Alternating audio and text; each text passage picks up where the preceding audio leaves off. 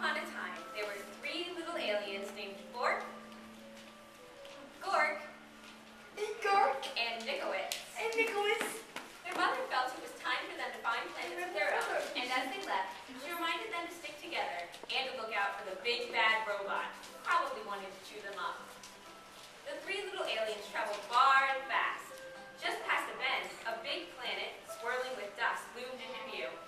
Bork spotted a shiny space rover zipping around its mountains and plains. "Awesome," he said. "I'm going to live in that." Ma said, "Stick together," called Nickowitz. But Bork had already zipped too far away to hear. Nickowitz and Gork traveled on. Nickowitz didn't like the looks of the next planet either. "Nowhere to breathe," he gasped. "Picky, picky," Gork said. Then, just ahead, he spied a giant planet with huge golden rings around it. He jumped on a passing satellite and caught a ride on a ring. "Whee!" he squealed. "This is what I call home. We can't live on a ring that goes around in circles," yelled Nickowitz. "We'll get dizzy." But Gork wasn't paying any attention. Now Nickowitz was all alone. He traveled deeper and deeper into space until he spotted a massive blue planet far out into the galaxy. It had 13 moons and refreshing breezes. "This faraway place is where I'll build mine home," he said. "It will be safe from the big bad robot." Nickowitz found everything he needed to make sturdy walls. He gathered stardust to keep his home bright and found solar panels to keep it warm. Then he grabbed a tall, shiny telescope. "This'll do for a chimney," he said, though no one heard him. Rock by rock and row by row, Nickowitz built a perfect house. When he was finished, he sat down and locked the door. His house was not very zippy or cool, but it was very safe. And there was room enough for all three little aliens. "I hope they come to visit soon," said Nickowitz.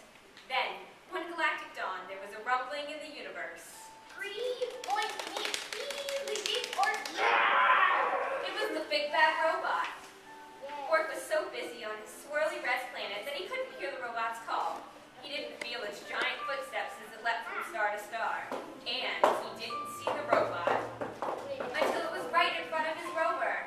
Little alien, Leave the robot, pull over, pull over. Not by the wheels of my trusty space rover. cried Bork bravely. Then I'll crack and smack and whack your house down. Meets the robot.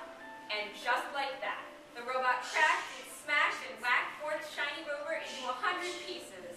Brief, boink, meet, peely deep, or eep, eep. As fast as the speed of sound, Bork jetted away, the robot close behind her. Just as the robot was about to eat her up, she spotted Gork's satellite house. Gork, help me, he cried. But Gork was having so much fun surfing on the rings of his giant planet that he didn't hear Bork's cries. He didn't see the robot chomping on comets and ripping open black holes until the big bad robot caught Gork's satellite in his huge metal claw. Little alien, It grinned. come out of hiding. Not by the orbit of this ring I'm riding. Cried Gork stoutly.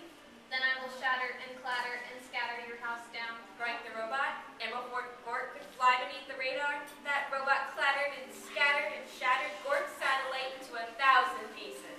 Brief, boink, beep, peely deep, or eep. Gork barely escaped. Over here, Called Bork. stick together.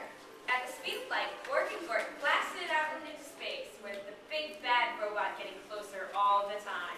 Where can we hide? Asked Gork.